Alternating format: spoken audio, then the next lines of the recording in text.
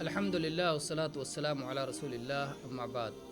مسواک کرنا یہ نبی کریم صلی اللہ علیہ وسلم کی سنتوں میں سے ایک اہم سنت ہے، اور دن رات 24 گھنٹے میں کئی مرتبہ اس سنت پر عمل کرنے کا انسان کو موقع ملتا ہے۔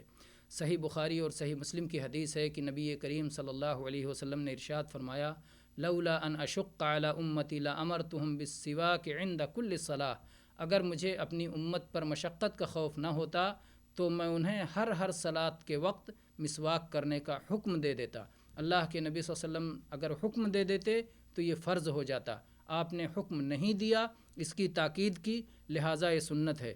آپ اگر غور کریں تو 10 بار بلکہ 20 بار آپ کو دنوں رات میں مسواک کرنے کا موقع مل سکتا ہے، گھر میں جاتے ہوئے، گھر سے نکلتے ہوئے، صلاۃ سے پہلے، سنن مؤکدہ میں، صلاۃ الضحیٰ میں، وتر پڑھتے ہوئے، اور اسی طرح سے مختلف اوقات ہیں جب مسواک کرنے کا موقع ہوتا ہے۔ اس طرح سے 24 گھنٹے میں آپ جتنے مرتبہ اس پر عمل کریں گے اس کے فضائل حاصل کر سکتے ہیں۔